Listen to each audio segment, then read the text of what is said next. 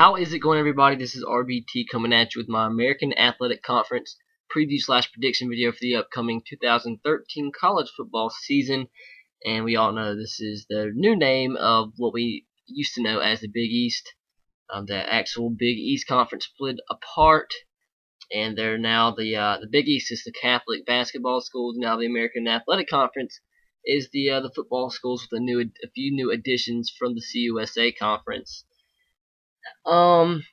Just like the other videos, I'm gonna list the standings for the conference. They don't have divisions, obviously, in this conference because they only have 10 teams. And then I'm gonna talk about a little bit each team and give you a sleeper pick that would surprise some people if this team won the conference, and I think they have a decent chance at doing so.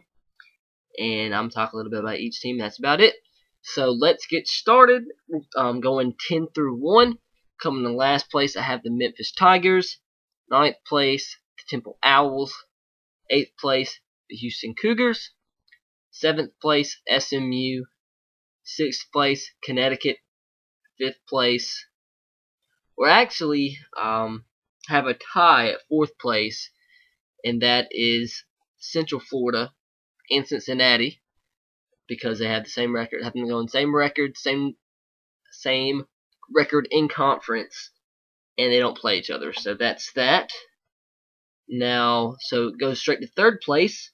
Rutgers coming in 2nd place. South Florida, and winning the American Athletic Conference in its first year, I guess, with the new name, is the Louisville Cardinals. So let's get started here. I'm hoping to make this video quicker than the other ones because they each have been going very long, and this is actually my last full conference preview.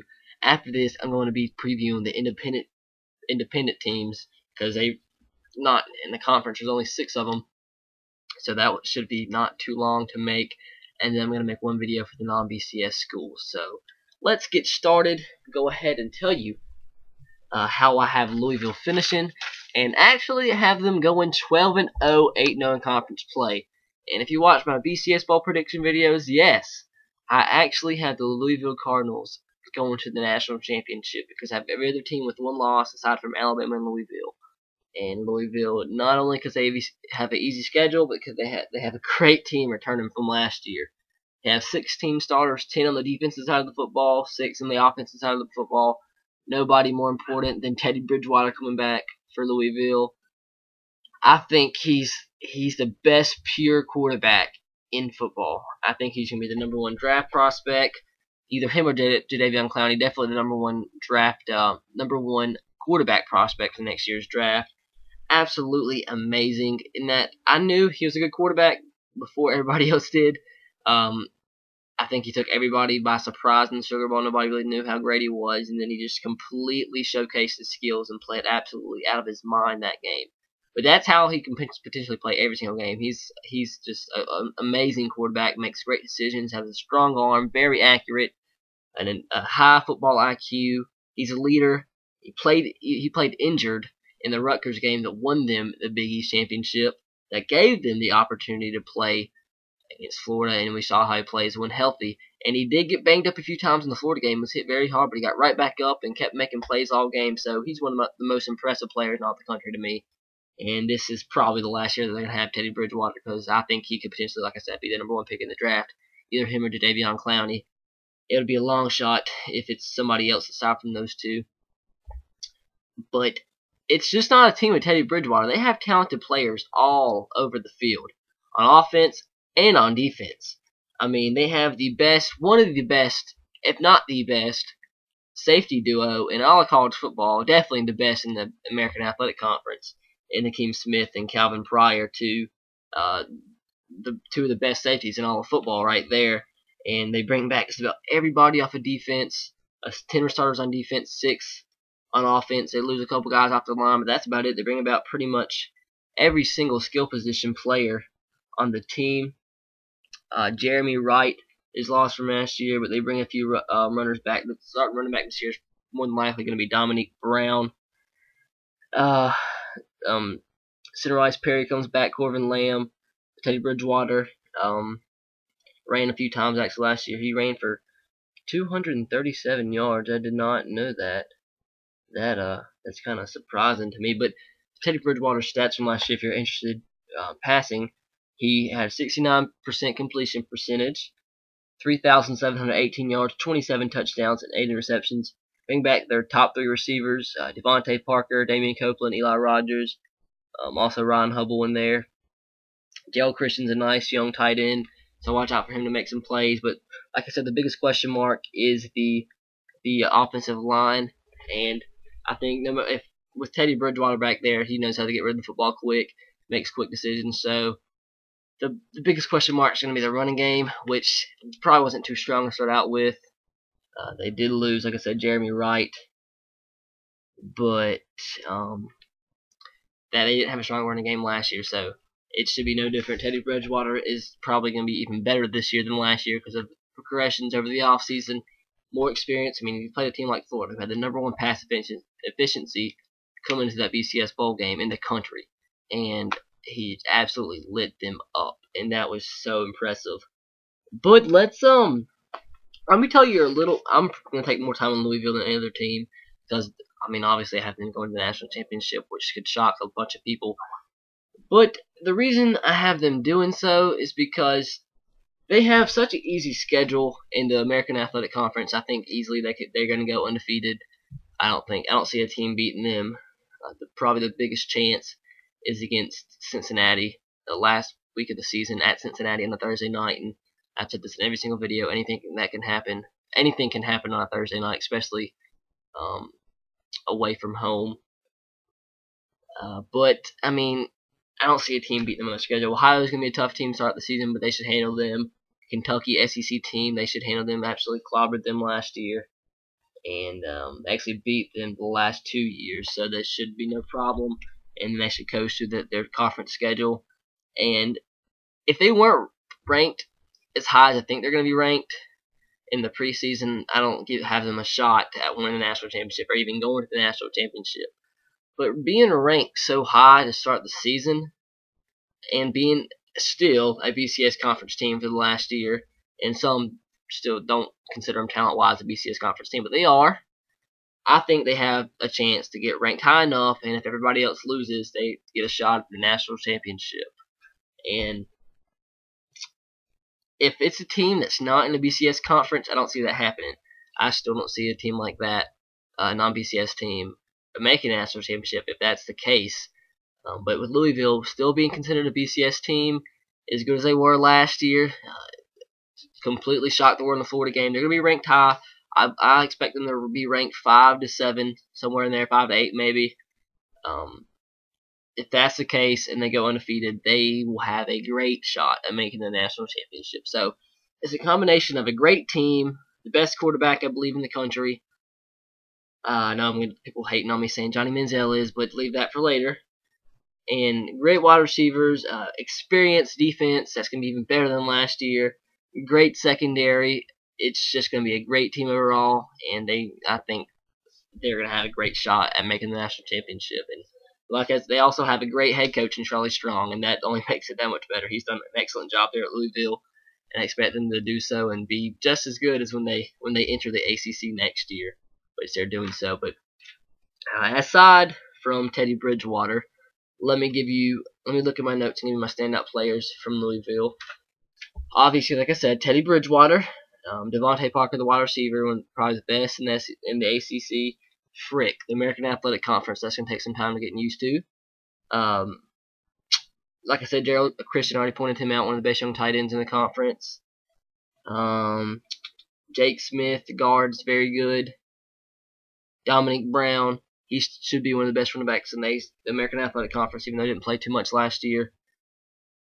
John Miller, the other guard, also pretty good, one of the best in the American Athletic Conference. Sorry, that's going to take forever to get used to. Damian Copeland, great wide receiver. And moving on the defensive side of the football, which is loaded, especially considering the talent that the conference has. Roy Philon, the defensive tackle, great up in the middle. Preston Brown, great linebacker. Already mentioned the 2 safeties. Calvin Pryor, Hakeem Smith, both the best at their respective position in the conference, and maybe one of the best too in the country. Let's see. Lorenzo Maldini, the defensive end, Jermaine Brooks, Marcus Smith on the line. Terrell Floyd, one of the best corners also in the American Athletic Conference. Keith Brown, the linebacker, is pretty good as well. And pretty much the whole entire defense is top 4, top 5 at their respective position in the conference. So they're just going to be loaded, completely loaded, and they should cruise to their conference schedule, and they should, if I'm correct, have a great opportunity to play for the national championship, which is definitely a long shot to a bunch of people, but I think it's very, very possible.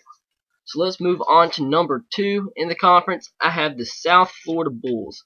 I actually have them going 9-3, 7-1 in conference play, and that might come to a shock to some people, but I mean, they're going to have a good team, I think, coming back, and they're going to be one of the most improved teams in the country from last year. And the reason what I do with these conference schedules is I go, or the records and the standings in the conference, I go and I fill out their schedules, how I think they're going to win, what games they're going to win and lose, and then I base it off of that.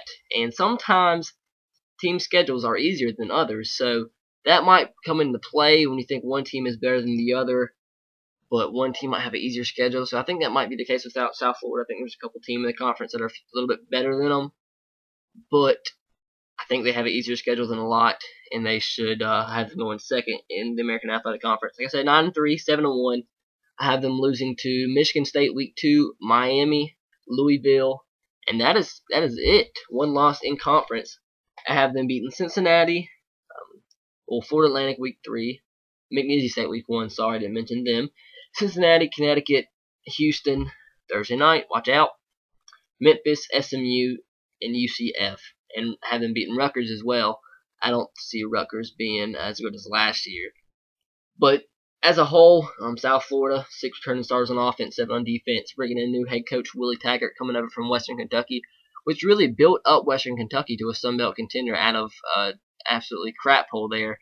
They were going winless for a couple seasons when they first transitioned into the FBS, and Willie Taggart, just in a couple of seasons as head coach, brought them up and actually competed for a Sun Belt title a couple times there at Western Kentucky. So a great young hire. He's going to recruit well, I believe, at South Florida with the talent down there in Tampa.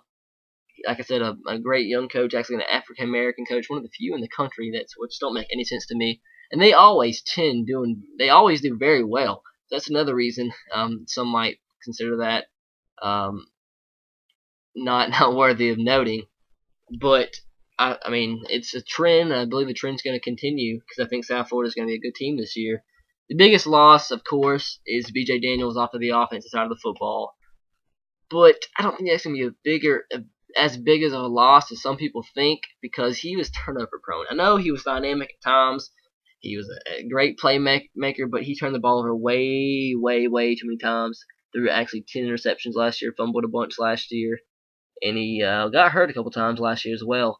Matt Floyd had to take over for him when he got hurt.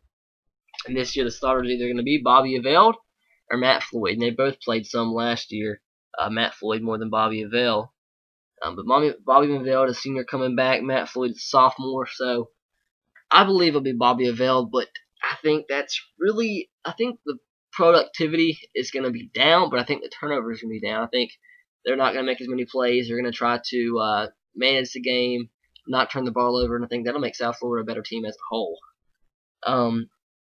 They do lose their top 3 rushers, Demetrius Murray, Lindsey Lamar, B.J. Daniels, who ran a ton. He actually ran for over 500 yards last year. But I think senior Marcus Shaw, he's going to be a good running back. I think the running game is going to be good, and I think their offense is going to be okay. I don't think it'll be one of the best in the American Athletic Conference, but they'll be good enough to not turn the ball over enough, and they'll squeak out a few victories, and they'll be good in this conference, which is a weak conference, obviously. Experienced offensive line coming back, a couple juniors along the line, junior-led actually, and their defense is one of the most underrated in the conference. They have some talented players, especially on the defensive line. Probably the best D-line in the whole entire conference, so expect them to just play out of their minds and disrupt quarterbacks and offensive lines throughout the whole entire season. So that's one reason I think they're going to dominate some teams more than others is the defensive line. Linebacking core is kind of weak. Secondary is experienced. Actually, 3 seniors in the secondary out of 4 players. The other is a sophomore. So they have experience in that defense. They have experience on offense. A senior quarterback in Bobby Aveld, senior running back in Marcus Floyd. Good wide receivers coming back in Andre Davis, Terrence Mitchell, Derek Thompson, Sean Price, Deontay Welch. So their top wide receivers coming back, experienced. So I think all in all, experienced, good young team. So South Florida, I think it's going to be a shocker, but I think they'll finish second in the conference. Let me look at my notes really fast, as always, and give you my standout players for South Florida to look out for this upcoming season. Let's start on offense. Obviously, the wide receiver, Andre Davis, a great wide receiver. Many consider him to be one of the best in the conference. I'm just going to start saying the conference now, so I don't keep saying the ACC. I don't know why I keep saying the ACC. I feel kind of stupid saying that. Sean Price, the tight end, one of the best tight ends in the conference. Marcus Shaw, the running back, expect him to be of a good running back, to say the least. I think, especially being a senior, been in the program a couple of years, I think he'll be talented and be probably just as productive as Demetrius Murray and Lindsey Lamar were last season. Let's see, anybody else on offense? The best offensive lineman, I would have to say, is Quintarius Eatman, the tackle. And let's move on to the defense side of the football. Like I said, a great D-line. Ryan Giddens, one of the best defensive ends in the conference. Also, Aaron Lentz on the other side. Many consider him to be the best defensive end in the conference, the best 2 in the conference. So, a stacked D-line, especially at the end positions for South Florida. D.D. Lattimore, great linebacker, one of the best in the conference as well. Mark Joyce, the safety, very, very talented. So, he's a senior as well, so he's going to be a leader on that defense. Luke Lagar in the middle on the defensive line at the tackle position. Just another great guy inside the 2 ends on the defensive line. And also, Todd Taylor, the defensive tackle, one of the best in the conference. So the whole entire defensive line, I believe, are one of the best 3 at their respective positions in the whole entire conference. So, very, very talented defensive line. So, that's pretty much the standout players I have in South Florida. The whole entire defensive line, great players. So, that defensive line, I think, is going to lead them, and they're really gonna shock some people. I actually have a friend that plays for South Florida. His name is Antoine Posniak. Maybe he's watching this, but he's actually a linebacker. He's in the 2 deep now, so hopefully he'll get some playing time this year. I believe he'll be a sophomore upcoming, so watch out for my friend Antoine Posniak. So that's pretty much it for South Florida. Have them going 9-3, 7-1 in conference play. Let's move on to what I have coming in 3rd place, which is the Rutgers Scarlet Knights. Have them going 8-4, 5-3 in conference play. 2nd year under head coach Kyle Flood, after their head coach departed for the Tampa Bay Buccaneers. Old Greg Schiano, who actually pretty much brought the program up from the dark depths that they were in the years prior to him. But the reason I have Rutgers pretty much on par with 3 other teams. Rutgers, Central Florida, Cincinnati, had them all going 8-4. All those 3. Like I said, I have UCF and Cincinnati tied actually at the 4th position. But all those teams I think are evenly matched and can beat up on each other. But Rutgers could potentially be better, but they're just so inexperienced. And that's why I'm kind of nervous about putting them this high at number 3 in the conference. But I just think they have a lot of talent. They probably have the best raw talent aside from Louisville in the conference. But there's so much inexperience. I don't know if that talent's enough to override the inexperience. So we'll just have to see. They do bring back their quarterback, Gary Nova, who played well at times last season. They lost their star running back, Jawan Jerison, to the NFL draft. They bring back their star wide receiver, though, Brandon Coleman, one of the best receivers in all of the country. He'll probably, if he leaves after the draft this season, he might be one of the top wide receivers to be picked. But all in all, they bring back 6 guys on offense, 4 on defense. Let me tell you who I have them losing to really quick. have them losing week 1 against Fresno State on a Thursday night at Fresno State. And even if it was on a Saturday, I'd still pick Fresno State win. They should be one of the best non-BCS teams in football this season. They have one of the best quarterbacks in the country too, Derek Carr, so watch out for him. And then I have them losing to Louisville at Louisville also on a Thursday night, but watch out, they could potentially upset them there. And then the last 2 weeks of the season at Connecticut and against South Florida. So I have them winning a few games that some might think they might lose. Maybe as an example, Arkansas. They could lose to Arkansas, but I don't think Arkansas is going to be good at all this year. They actually beat Arkansas last year, and I think Arkansas is worse this year than last year, but so was Rutgers, I believe, to a point, at least. And then some might think they beat Fresno State. I think they lose to Fresno State, but we'll see. Houston, a toss-up. They should take care of Temple, have them beating Cincinnati. That's a toss-up. South Central Florida, that's a toss-up. And pretty much every game in conference play, aside from Temple and SMU, you could throw in there, I think it's a toss-up. So I think 4 losses is a good number for Rutgers, especially with an inexperienced team coming back.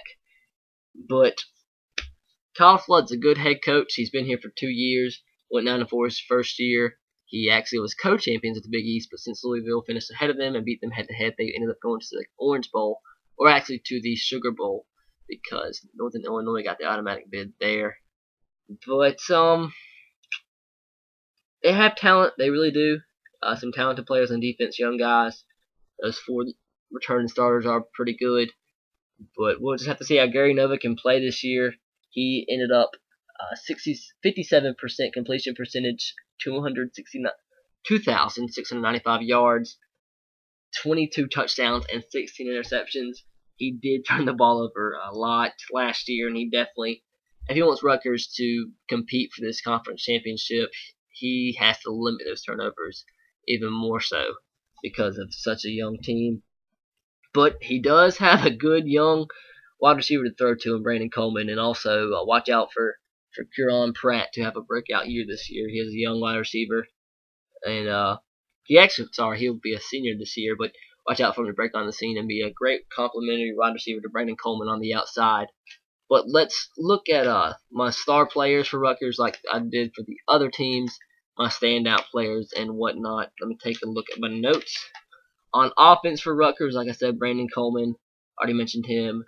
Their center, it's hard to destroy this guy's name, but Tim Bajari, the center, very talented, probably the best center in the conference, some believe. Antoine Lowry, the guard, is also very good, and Caleb Johnson, the tackle, probably the best, if not one of the best in the conference. So good young line there for Rutgers. They should not really see a drop in in the running game.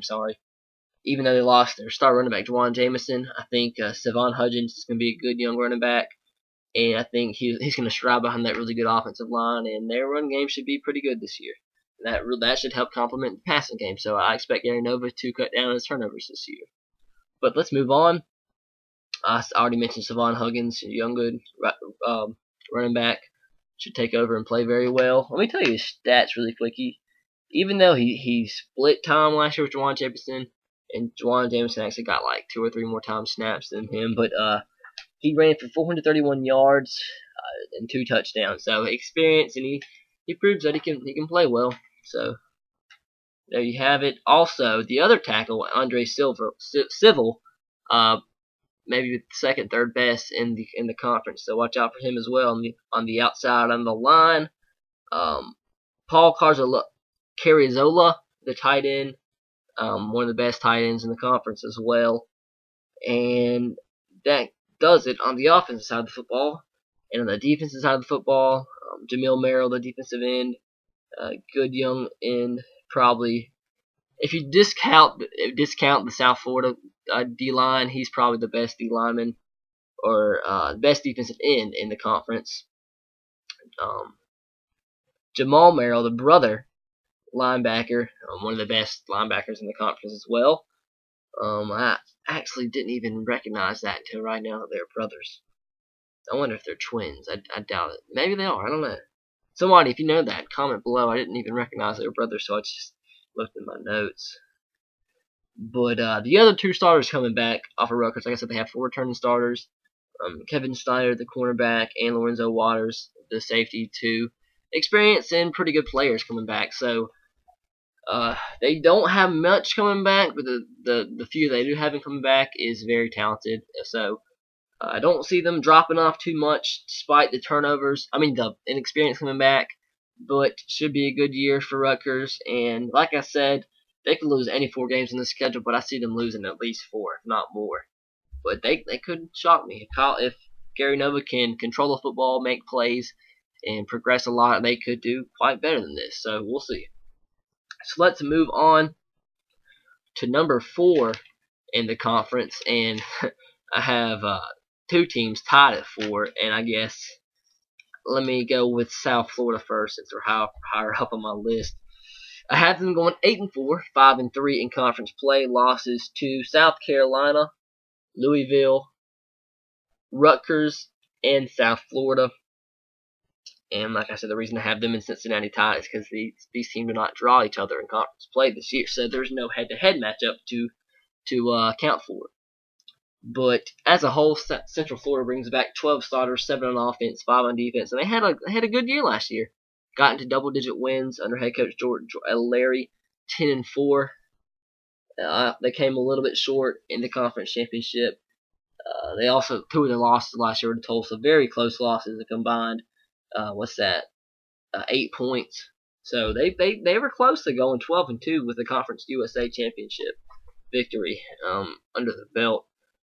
But have them beaten Penn State, because Penn State I don't think is gonna. I've said this last year, and I was proved wrong, but I'm more confident of it this year that Penn State's losing their depth that was already there and decided to stay after all the controversy. And I think Central Florida has talent that can overcome that and beat Penn State. Even though it's gonna be tough going into Happy Valley, I think they'll get the win there, beating Memphis. Oh, also I should have said they have them beating Akron at FIU, Memphis, Connecticut, Houston, Temple, and SMU. And I could possibly see them pulling an upset out of Rutgers, Connecticut, South Florida. I don't think they have a chance of beating South Carolina. But out of those 3 schools, I think they possibly could pull an upset. But I could see them maybe even losing a game to, well, for one, it's a toss-up Penn State. Not Memphis, Connecticut, Houston, SMU. Those could be a toss-up games there. So they could win one that I have them losing, or maybe lose one that I have them winning. So we'll just have to see. They bring back starting quarterback Blake Bortles, who played pretty well last year. He ended up with 63% completion percentage, over 3,000 yards, 25 touchdowns, and 7 interceptions. So this guy can throw the football around. Brings back his top 4 receivers in Rennell Hall, J.J. Wharton, Jeff Godfrey, and Brashad Perryman. And they also have one of the best young running backs, some say, in all the country, in Storm Johnson. He's one of the best in the conference, at least, and he's just talented. He didn't get to start though last year because they had a pretty good running back already there, and Ladarius Murray ran for over 1,000 yards and 15 touchdowns. But Storm Johnson last year, 565 yards, 4 touchdowns, and Blake Bortles also ran a little bit, 432 yards and 8 touchdowns. So he can run specifically in the red zone because he's a pretty big guy. Blake Bortles I'm talking about here, 6'4", 227. So there you have it there. And like I said, 4 really good wide receivers coming back. So biggest question mark is the offensive line, I'd have to say. But they do have some experience, 2 seniors coming back, junior. They have 2 sophomores at the center position and right tackle position. So have to see how they can perform. But all in all, their offense could be maybe one of the best in the conference behind Louisville. When I say the best in the conference, regarding to offense or defense, just disregard Louisville because they're the best at every single position pretty much. Probably aside from defensive line, because that defensive line at South Florida is insane, definitely. But their defense definitely is going to be the biggest question mark. They only have 1 returning senior on the defense, and that's defensive tackle E.J. Dunston, who's pretty good defensive tackle. But they have young guys all over the defense. Only 5 defensive returning starters. 4 sophomores, 1, 2, 3 freshmen. So it's going to be a tough year on defense. So these guys have to grow up fast, have to play well the first 2 weeks against Akron and FIU, build some confidence, and play well against Penn State in week 3. And if they beat Penn State week 3, I think they'll have enough confidence and be good enough to go on and be successful in the first year in the conference. So all in all, I think this UCF team should be a good team. And let's tell you their standouts on offense and defense. Like I said, Blake Bortles, probably the second best quarterback in the conference behind Teddy Bridgewater. Let's see, Storm Johnson, like I said, probably the second best running back, if not the best in the conference. Torian Wilson, the tackle, very talented. J.J. Wharton, the wide receiver, the best wide receiver on the team, and very talented as well. Jordan McRae, the guard, young guy but talented. Jeff Garfield, the wide receiver. That's pretty much in the last of the standouts. But let's go on defense now. And the standouts in the back seven: Terrence Plummer, the linebacker, Brandon Alexander, Clayton Gathers, all good young guys. And then alongside the defensive line, they're young, but they have some talent. They really do. I mentioned the senior coming back, E.J. Durston. He's supposed to be really good. Thomas Niles, defensive end, young, but talented. Also, Deion Green, talented defensive end coming back. They're young, but they have talent. We'll just have to see how the talent can override the inexperience coming back. That's the case with a bunch of teams in this conference. So UCF have them going 8-4, 5-3 in conference play. So let's move on to the Cincinnati Bearcats. Have them going 8-4, 5-3 in conference play, just like Central Florida. Also tied 4th in the conference. Like I said, have them losing to Purdue, South Florida, Rutgers, and Louisville, which is on Thursday night. So watch out. Wins over Illinois, Northwestern State, Miami of Ohio, Temple, Connecticut, Memphis, SMU, and Houston.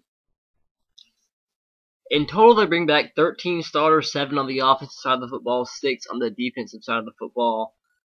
Tommy Tuberville, his first year as head coach here at Cincinnati after leaving Texas Tech, and that situation was so odd to me, and it kind of really put a bitter taste in my mouth after hearing what happened, what he did to recruits that were already committed to Cincinnati. That made me very, very mad as a fan outside looking in, but I don't know the whole story, but from what I heard, that kind of made me angry. But if you're a Cincinnati fan and and the story's different from what I heard, please enlighten me in the comment section below, because I really want to know what went down there at Cincinnati with those recruits, because the story about the dinner and him leaving at Texas Tech, not coming back, then going to Cincinnati and not honoring commitments of the guys already committed there, and he didn't even respond to them, and he just let them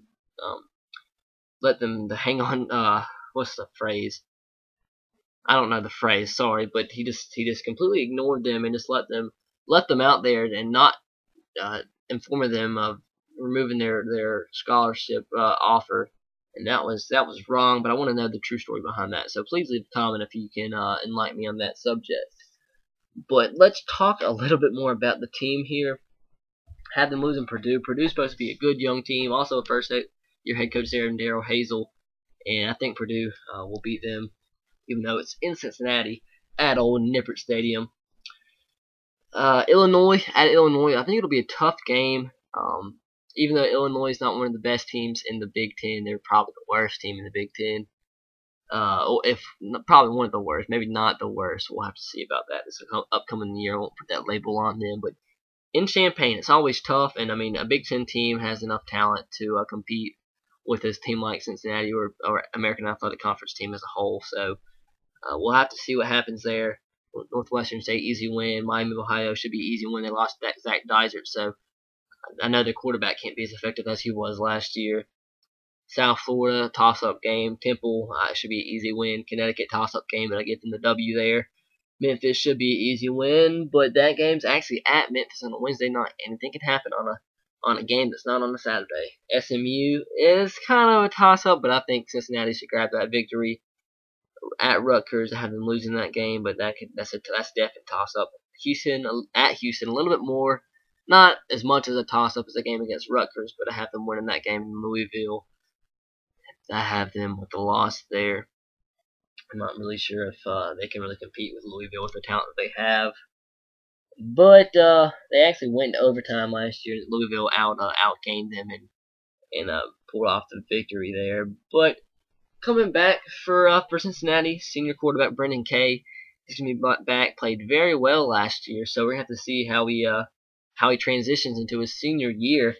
He actually, let's see, Munchie Legault was the starting quarterback under Butch Jones, and later on in the season, Munchie Legault started to struggle, so they went with a little change and put Brendan Kay as starting quarterback, and he played very well, completed 63% of his passes, 1,296 yards, 10 touchdowns to only 2 interceptions, so that's a great touchdown to interception ratio, 5-1.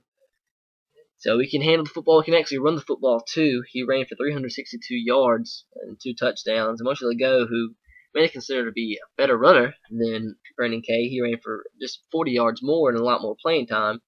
407 yards, 4 touchdowns. So Munchie Legault, I'll go ahead and throw his stats in there because that's the best last name in all of football, Legault. So I have to just throw his stats in there just because of that. But he actually threw for 53% completions, 1,716 yards, 13 touchdowns, and 9 interceptions. So he was interception prone. That's really what forced the trade. The change at the quarterback position. I've said this in all my videos. I apologize. Once you get into like the 30-minute mark, I mess up a lot. But I'd like to see anybody come on here and try to talk for this long because it's very tough.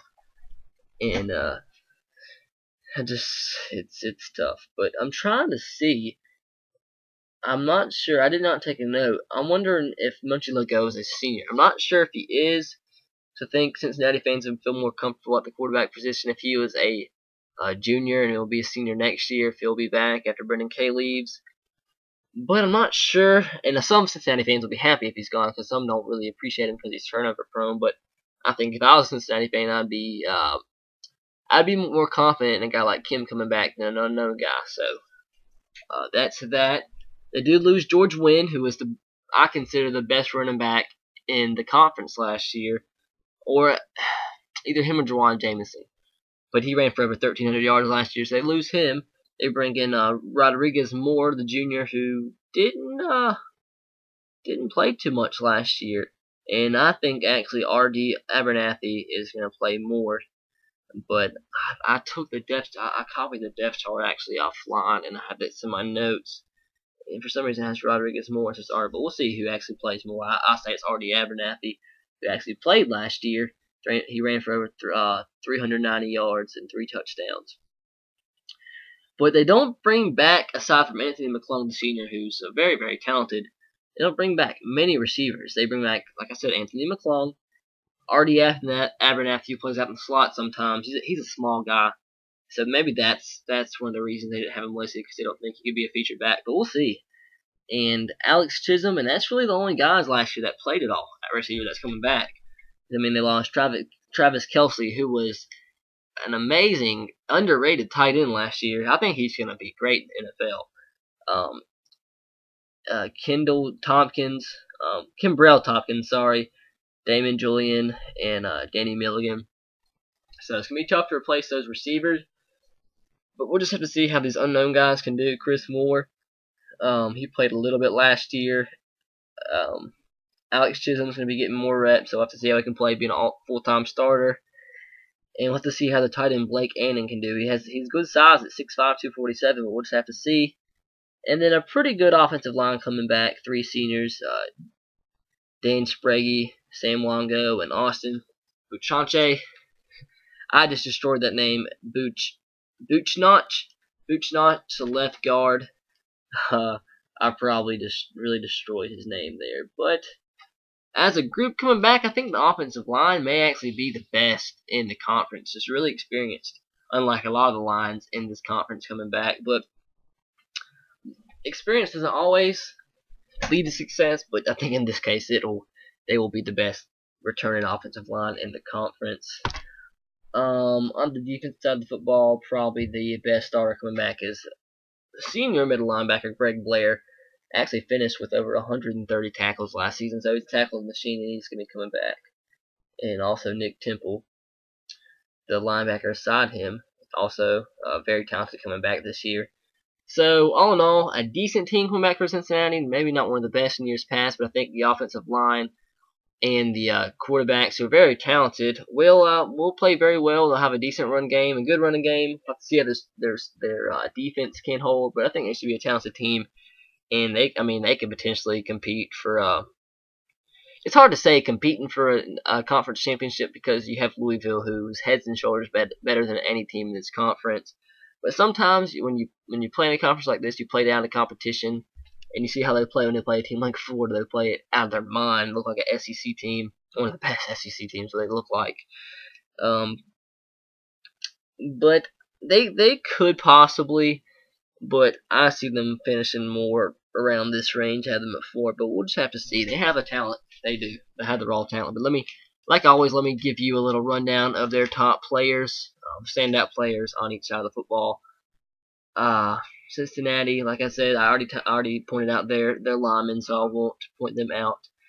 Stephon Huggins, he's supposed to be one of the best running backs in the conference. Paul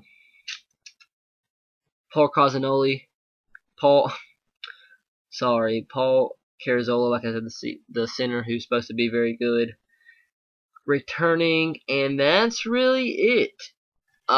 Potentially,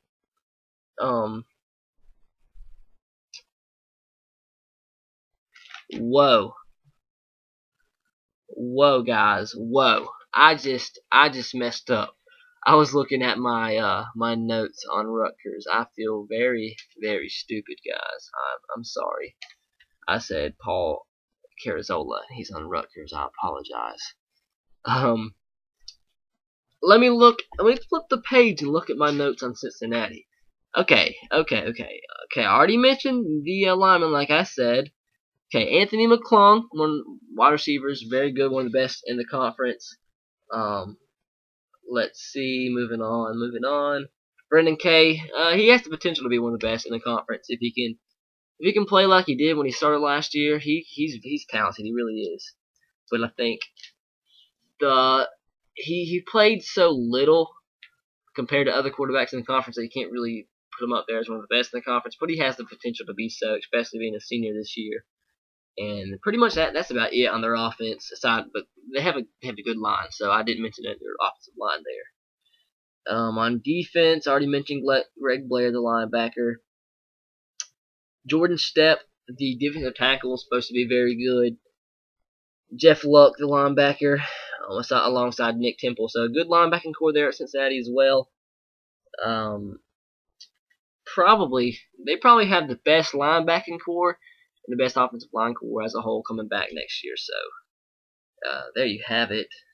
That's about it for Cincinnati. So good team. Let's see how they can do. But I have them going 8-4 and 5-3 in conference play. Let's move on to number 6 in the conference, and I have Connecticut going 6-6, 4-4 in conference play. And they have one of my favorite players in all the conference, and that's running back Lyle McCombs. He's been the starting running back since his freshman year. And if I'm not mistaken, his freshman year is when they beat Notre Dame. And I could be mistaken, but yep, that's when they beat Notre Dame, 33-30 in overtime. Ever since then, he's been one of my favorite players in the Big East, now the American Athletic Conference. But anyways, they have Connecticut going 6-6, 4-4 in conference play. Losses to Maryland, Michigan, South Florida, Cincinnati, Central Florida, Louisville. And then I have them end out the season. At that point, they would be 2-6, and I have them winning the last 4 games against SMU, Temple, Rutgers, and Memphis. So a pretty easy 4-game stretch to end out the season. I mean, of course, the toughest game against Rutgers, but the other 3 teams, SMU, Temple, Memphis, they should handle quite easily. And potential teams that could beat Maryland very easily could be a potential team they beat. They actually beat Maryland last year by 3. But I think Maryland's gonna take it this year. But I mean that very easily could be a win there for Connecticut. Michigan, I'm not really confident at all saying they could beat Michigan. They'll be a tough game for Michigan. They better not overlook a team like Connecticut, but I don't see it. Cincinnati, South Florida potentially could be toss-ups as well as South Florida, Central Florida. So much like a couple other teams I mentioned, toss-up games. They probably could win a game or two that don't have them win, and maybe even lose a game, maybe to an SMU or Rutgers. So we'll just have to see. We'll have to see. But coming back for Connecticut, like I said, Lyle McCombs, the best running back in the conference by far, and he got banged up a little bit last year, but he ended up getting 900 yards, 6 touchdowns on the ground. And they also bring back starting quarterback Chandler Whitner. He completed 57% of his passes, 2,664 yards, 9 touchdowns, and 16 interceptions. So Connecticut has been absolutely plagued by the quarterback bug. For as long as I can remember, they have not had a quarterback, I believe, that was a playmaker or at least a game manager by any means in the last couple of years. And they need a quarterback to step up and play well for them to actually compete for another conference championship. I think they actually won the conference a couple of years ago. Very strangely, I think it was like a 4-way tie, and they ended up playing in the Fiesta Bowl against Oklahoma and got obliterated. And a lot of people thought they didn't belong there, me included. But I always like seeing teams like that play in BCS bowls. I'm always root for them. So don't want to take anything away there. But they're returning 8 guys on offense, 5 on defense. Connecticut's defense always is good. It's always good and talented. Great defensive coaching staff there at Connecticut. And even with 5 returning starters on defense, they should be an overall good unit. I expect them to be just as good, if not better than they were last year, to be honest with you. But to be effective and to be a team that could potentially run and win the Big East or the American Athletic Conference, or at least compete for it, I don't see them beating Louisville. There I go, slipping up and saying that again. But in fact, my sleeper pick is Connecticut. They are, for the fact they have Lyle McCombs, a good running game, an experienced offensive line coming back, an experienced quarterback who didn't play well in the past, but all he can do from here is play better. And they won 5 games last year. They came up short the last couple weeks. They actually beat Louisville last year. So they have the potential. I mean, they can play good at times. I mean, if they beat a team like Louisville last year, and that was at Louisville, they have the potential. And if their players can play up the potential, they can be way better than 6-6. They possibly could get double-digit wins. And I could see them beating a team like Michigan. I'm not sure about Louisville this year, but I could see it. I mean, they have talent. If Chandler Whitmer can limit the turnovers, keep it maybe down, cut that number by 10, they could be a good team. And receiving core coming back, they bring back their leading receiver, Jeremy Davis, who'll be a junior this year. They run the fullback system. Reuben Frank, I love seeing teams run the fullback system. You don't see that much anymore, and it's a refreshing taste when you see all these new spread offenses and you have a team that lines up with a fullback just about every play in the I formation. So, let's see. Like I said, they bring back a top receiver, Jeremy Davis, Shaquem Phillips, the wide receiver.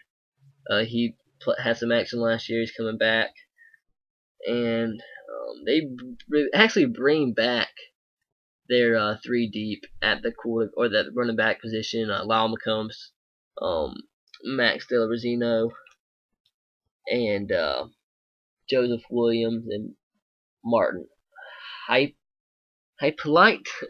All these names are killing me, man. I feel terrible for destroying their names. But it should be a good team. It should be a decent team.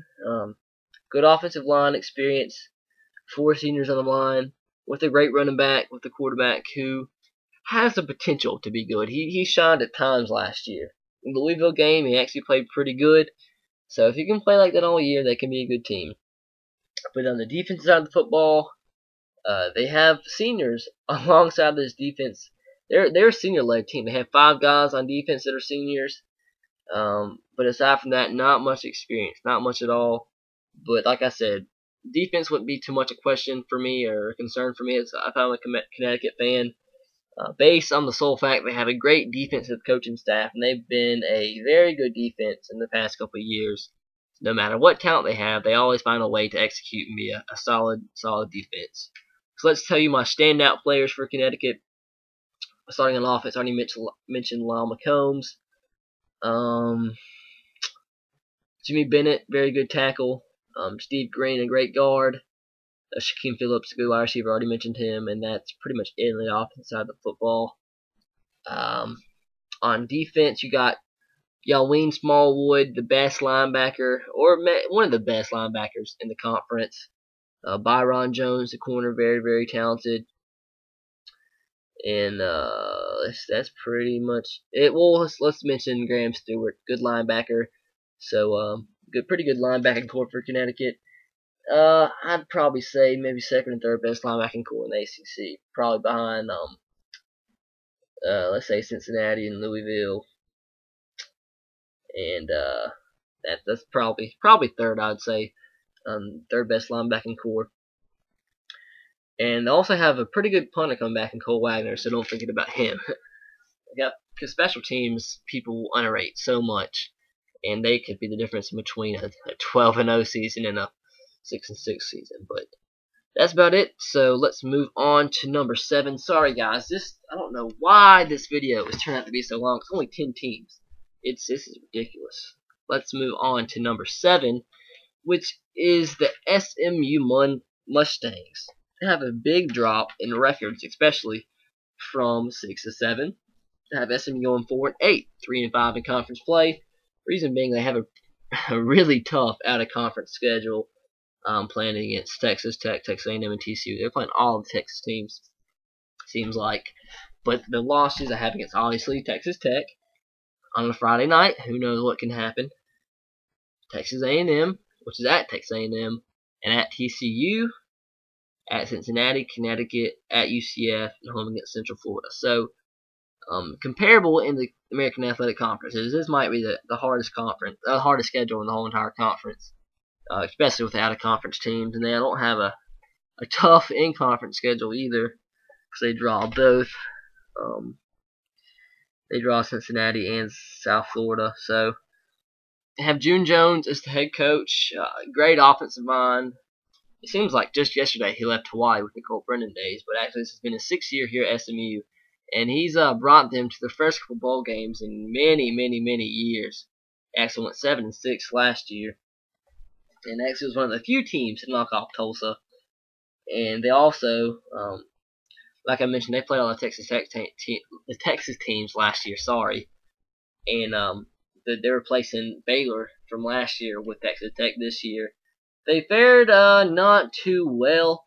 They were absolutely destroyed by A&M 48-3, and they actually played okay against TCU. Ended up losing by 8, 24-16. But I don't see them being able to win any of those games. But they bring back 6 in offense, 5 in defense. The biggest guy coming back, the most important guy coming back, is quarterback Garrett Gilbert, the senior rather. Sorry, he is actually the Texas transfer, 5-star recruit coming out of high school. His freshman year, he ended up playing in a national championship game against Alabama, and he struggled at first, and then he shocked the world and about led him to a comeback. And then after that, after Colt McCoy left and he was the main guy, he struggled mightily. Ended up transferring out to SMU, and he's played well the last couple of years. And he might be the second best quarterback, maybe second or third best quarterback behind Teddy Bridgewater in the conference. But I mean, it's a good offense to play in if you want to put up stats and show off your skills.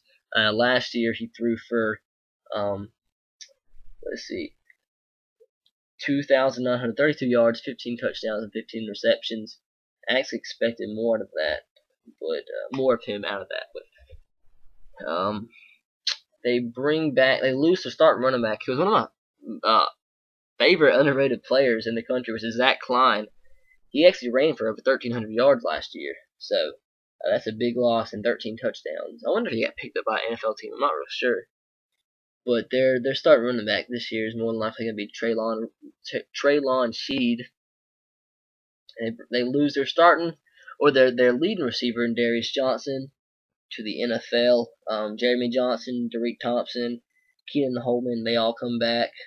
Darius Joseph, Rashad Wimbley, they all caught a few balls last year. So decent wide receiver core coming back for Garrett Gilbert. That's always important in June Jones' offense. Jeremy Johnson's actually very, very talented. Some regard him to be one of the best in the conference. And he's a smaller back. I'm a smaller wide receiver. Maybe barely 6 foot, 175, but he gets the job done. And I'm getting very tired, guys. I apologize, but let me go ahead and give you my standouts. I'm trying to hurry this up because I'm not sure much longer I'm gonna last here. That's what she said. For SMU, my standouts, Jeremy Johnson, like I just mentioned, the wide receiver, Garrett Gilbert, the quarterback has the potential to be good. He has all the tools. Let's see how he can develop from his junior to senior year.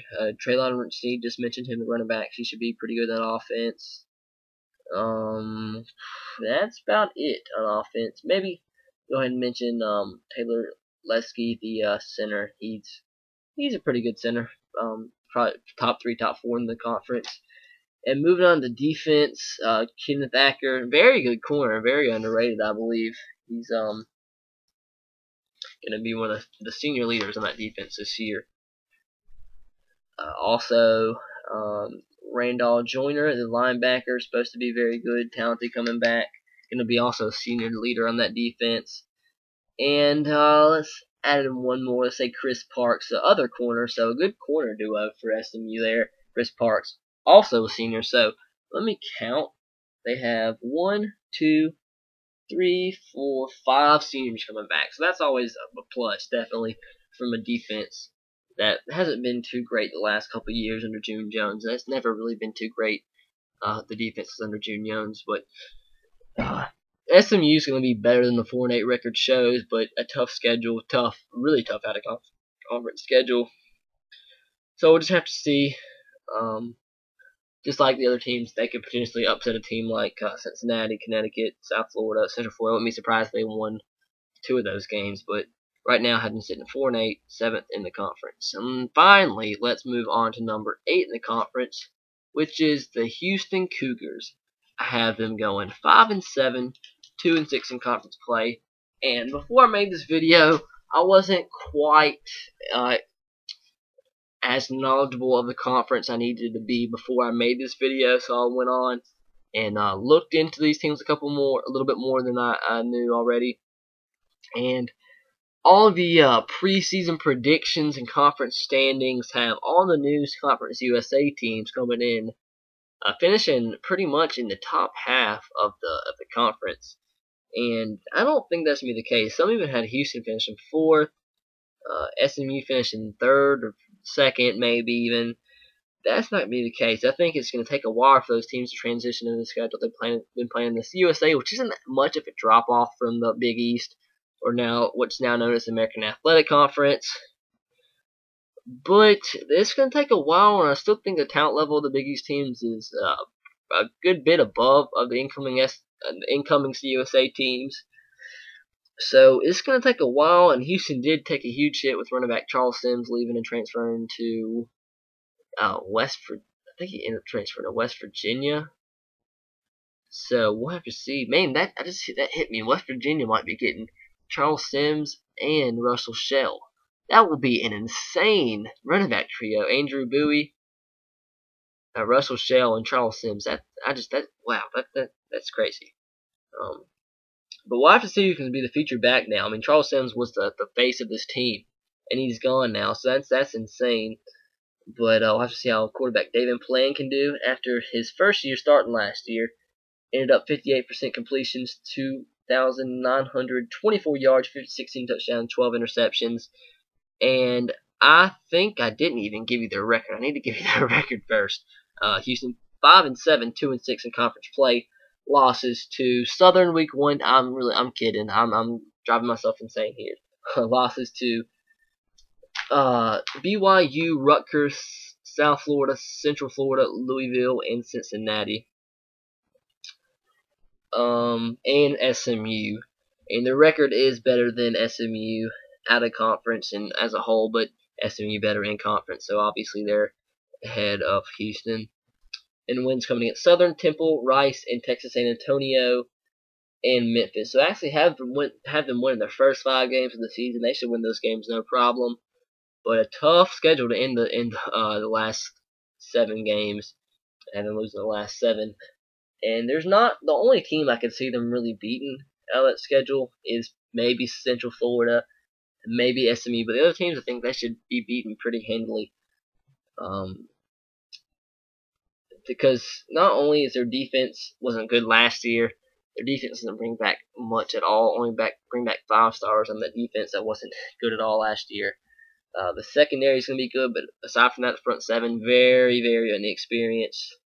Very few seniors in the front 7. I don't think there are actually no seniors in the front 7. Very inexperienced. The 3 seniors on defense coming back are in the secondary.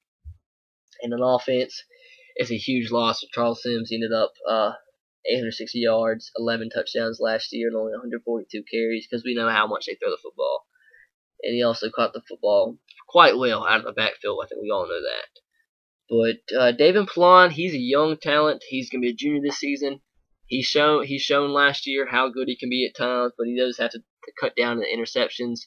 I mean, if you're in that Houston offense, you're wanting to throw, if you're throwing 448 passes a year, and you want to be successful, you're looking to complete at least 30 touchdowns a season.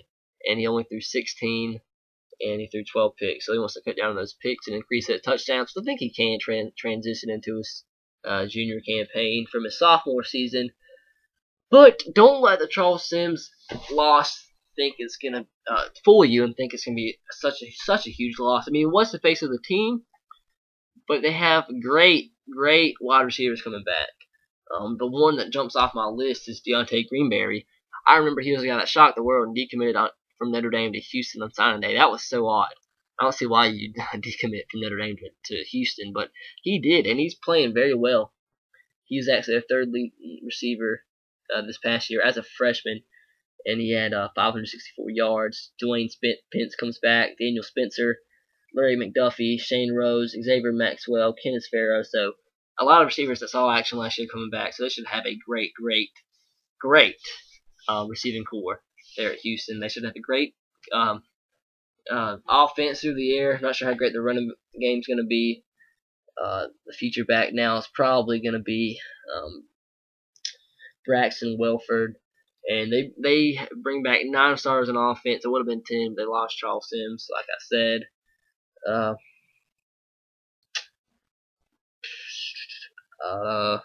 Offensive line experience, 4 guys coming back, 3 seniors on the offensive line on the interior, and 2 juniors on the out. Sorry, I messed up. Both guards are seniors. The right tackle is a senior, the center is a junior, and the left tackle is a junior, Rowdy Harper. But the key for Houston to upset some of these teams and potentially make a bowl game is their defense has to be very much improved. And giving up 56 points to Louisiana Tech isn't going to do it. Giving up 37 to UCLA. Let's see, 72 to SMU, 35 to UTEP, 48 to East Carolina, 44 to Marshall. That's not going to get it done. And I'm not sure if they're going to be much improved. Their offense might be, I think I've already said this for Central Florida, but I think either Houston or Central Florida might have the best offense behind Louisville in the conference, but their defense is not going to be good by any means. That's why I have them losing those games. BYU, I don't know why I just said BYU, but that's going to be a tough game. That's going to be a bump in the road after winning 5 straight and having so much confidence in the world and going to BYU and playing one of the best defenses in the country right away. That's going to be a bump in the road, definitely. But let me go ahead and give you the standout players for Houston. I'm trying to speed this up. Got 2 more teams to go through. I am extremely exhausted. You don't know how hard it is to talk for an hour at a time. It's crazy. But on offense, let me look at my list. Wide receivers, of course, Daniel Spencer, Deontay Greenberry, Dwayne Peace, Rowdy Harper, the tackle. That's about it on offense. And like I said, David Pallon can be potentially one of the best quarterbacks in the conference. He has to limit turnovers and increase the productivity a little bit. He has the tools. He's 6'3", almost 200 pounds. He can sling the football. We'll just have to see if he can improve vastly from last year to this year. He has the receivers to throw to, but we'll just have to see.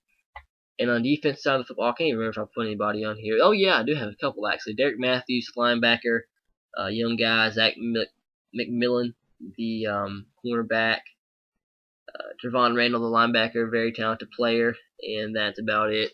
And those are actually the 3 of the 5 returning starters. So the other 8, nobody knows how great they're going to be, so we'll just have to see. So Houston 5-7, 2-6 in conference play. Finally, moving on to number 9, which is the Temple Owls. Have them going 4-8, 1-7 in conference play. Losses for Temple coming against Notre Dame week 1, Houston, Louisville, Cincinnati, SMU, Rutgers, Central Florida, Connecticut, and that's actually it. But it can potentially be a lot worse for Temple. I'm giving them the benefit of the doubt because they do have some talent coming back, especially on the offensive side of the football. But they have a tough schedule for being a Temple. They play, like I said, Notre Dame. That's gonna be extremely tough off the start of the season at Notre Dame. And Houston's a tough game. Fordham should be an easy win. Idaho, that should be an easy win, but they're going at Idaho. So playing in the Kibbe Dome, who knows what can happen there.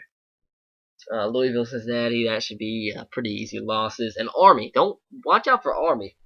They did beat Army pretty handily last year and the year before that, but they've known to struggle against Army. They do.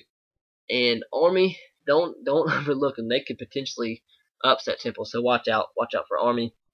SMU, Rutgers, Central Florida, Connecticut all should be pretty handily losses. And Memphis, watch out for Memphis. Memphis is the worst team, I think, easily in the American Athletic Conference, but Temple's not too far ahead of them. So playing at Memphis, Memphis don't have much to lose, but these two teams are going to be competing for the bottom dweller of this division, which is Memphis and Temple. So let's get started here. Temple bringing back 8 guys on offense, 6 on defense. First-year head coach Matt Rule lost Steve Adazio to Boston College. Don't know too much about Matt Rule. Don't know where he came from, but we'll just have to see how good of a head coach he is. I mean, that is a big hit losing Steve Adazio because he was a good coach. He really was. He implemented that Florida Tim Tebow type offense with quarterback Chris Collier, who played H-back last year for Temple actually, but he can't throw the football. But I don't think he's gonna actually start at quarterback. I think he'll actually be the H-back this year. But he did play quarterback some last year, but then Juice Granger came in, so we'll have to see if either Granger or Connor Rayleigh is going to be a starting quarterback, or if they convert Chris Collier back to running back. We'll have to see. He's going to be a senior this year, so that's going to be interesting to see. But Kenneth Harper, he's a good little running back. He played pretty well in the bowl game. Montel Harris is lost. He's the Boston College transfer who was a great running back actually. Ran for over 1,000 yards, 12 touchdowns, and if I'm not mistaken, he is the running back that absolutely lit up the Army game, and he ran for 300-something yards, and that's insane. But he was a talented back, so that's a big loss.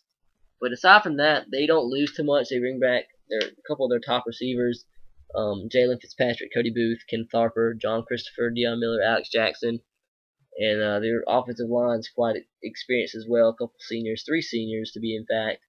And I've been hearing some good things about the right guard, Deion Dawkins, who's going to be a true freshman start. But I've heard some good things about him. So I'll have to see how the true freshman can do at the college level. And then on the defensive side of football, they have some senior-led talent there. They have 6 guys coming back. John Daniels, defensive end, senior. Levi Brown, the tackle. Blake Caponegro, the senior linebacker, Zamel Johnson, the cornerback, and also Abdul Smith, the freshman. So they have some talent. They really do on each side of the football. So I know I picked earlier and said that they're looking to be a bottom dweller and watch out for Memphis, but now that I think about it a little bit more, they're heads and shoulders talented above Memphis. I think Memphis is a stable team there at the bottom of the conference. So I don't think that last game against Memphis should be as tough as I was thinking it was going to be. But let's kind of speed this up and give you my standout players in Temple for offense and defense, and I can get to my note page. It's so far away from my Temple page. I apologize. But let's see if I don't have any on offense, to be honest with you. And on defense, let's give them two standouts here. Of course, Tyler Matakovich is gonna be a sophomore this year, but he played outstanding last year, over 100 tackles as a true freshman. So definitely, he should be on there. Nate D. Smith, he's coming back, the middle linebacker, sophomore. Two young linebackers for Temple. So their linebacking core for the future looks pretty bright. Two potential NFL players right there. And let's throw in Anthony Roby, the cornerback, who's pretty talented, maybe one of the best in the conference. So that's better for Temple, having them going 4-8 in conference. They only played, I'm kind of confused, they only played 11 games last year. They went 4-7, so I don't know what it was about, but I'm not sure if you can really call that not improving, going 4-8 when you only play 11 games, but have them staying about the same from last year. So that's about it, guys. Let's go to last team, number 10. Let me get this out of the way very quick. The Memphis Tigers. Last year they went 4-8, have them not doing that great, to say the least, this year. Have them going 1-11, 0-8 in conference play. Losses against Duke, Middle Tennessee State, Arkansas State, Central Florida, Houston, SMU, Cincinnati. Have them beating UT Martin, losing to South Florida, Louisville, Temple, and Connecticut. I just think it's going to be very rough for Memphis this year, transitioning from the CUSA to the Big East. I know they got 4 wins last year, and the win that I'm giving them this year against UT Martin, they actually lost last year. So that's not necessarily a gimme either. But they ended up getting wins over Rice, Tulane, UAB, and Southern Miss. And Southern Miss was 0-12 last year. Don't forget that. But like I said, transitioning into the Big East, they're gonna have to play a lot of the teams that they played last year in this USA, and new teams that they played this year. And actually, last year they played both Arkansas State and Middle Tennessee, and lost to both of them. So they keep that out of conference games. And also they played Duke last year, and they lost all 3 of those games. Hence why I have them losing 3 of those games again this year. Also played UCF last year, was beat by 2 touchdowns. They didn't play Houston, but I expect them to lose quite handily this year. SMU, they lost by about 30 points last year. Cincinnati should handle them. South Florida should handle them. Louisville should handle them. And I think it's a bad year for Memphis coming up for the first year in the Big East Conference or the American Athletic Conference. I really think solely they were added for basketball, but the football team has potential. They're in a good football state in Tennessee, so they've had success in the past. They only a couple years removed from a bowl game, St. Petersburg Bowl. They actually went to a bowl game 5 out of 6 years, from 03 to 08. So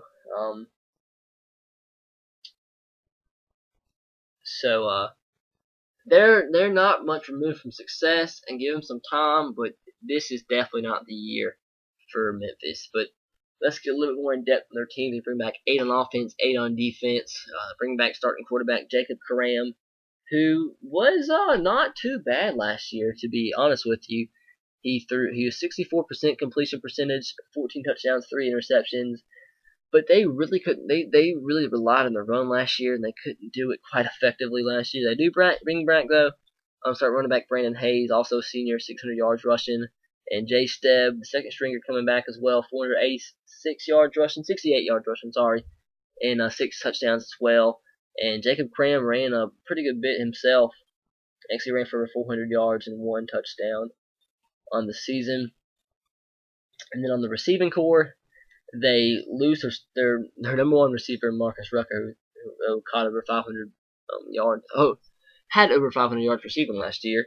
But then they bring back Quan Malone, Alan Cross, a tight end, who's one of the best young tight ends. He was actually a starting freshman last year, and I think he's an NFL talent, definitely.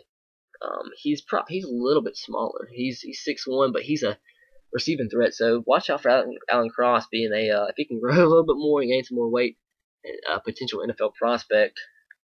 Tevin Jones, Reggie Travis, Jeremy Mallison, Bobby McLean, Jay Stebb called a bit out of the backfield last year. So decent receiving core. So pretty much Memphis has a pretty good set of skill position players coming back. But their defense is, even though they bring back 8 guys in defense, they're not going to be a good defense. It's not going to be a good unit.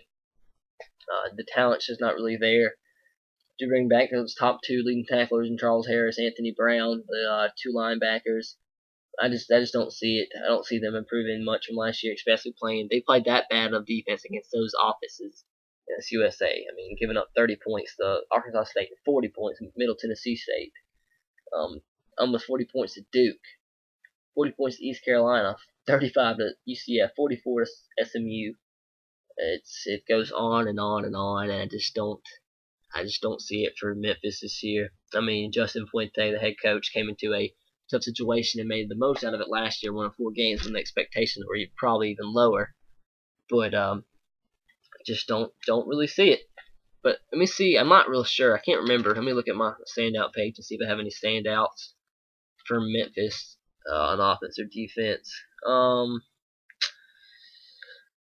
Let's see. Oh yeah, I already mentioned Alan Cross. He's a young tight end, but he's one of the best in the American Athletic Conference. And don't be surprised if he's, like I said, one of the best in the conference, if not the best in the conference in the next few years.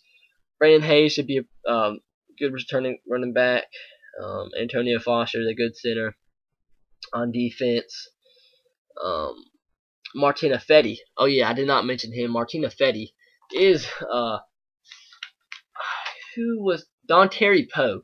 He reminds me of Don Terry Poe. I don't think he's really as athletic as Don Terry Poe, but he's at Memphis, so the first thing you think of is Don Terry Poe. But he's a good player. He's athletic for a defensive tackle. I'm not sure if as athletic as Don Terry Poe was, but a good player. So watch out for him. Bobby McLean as well. Good corner there. Let's see. Anybody else on the defense side of the football? Anthony Brown, like I mentioned, and Lonnie Ballantyne, the safety senior. He's to be good himself. So that is about it, guys. That's about all I got for you for my American Athletic Conference preview. This ran 1 minute and 20 seconds, and I did not intend it to be that long, so I apologize. But please subscribe to my channel if you haven't already. Remember, this is just an opinion, so leave your opinion in the comment section below. Get some discussion going. Leave your standings in the comment section below, and if you agree or disagree with my standings, and tell me what you disagreed with if you did. But that's about it. Please subscribe to my channel if you haven't already. Leave a like if you haven't. And the last 2 videos I have to do is the non-BCS conference teams and the independent teams. So be looking forward to that, guys. I'll see you later.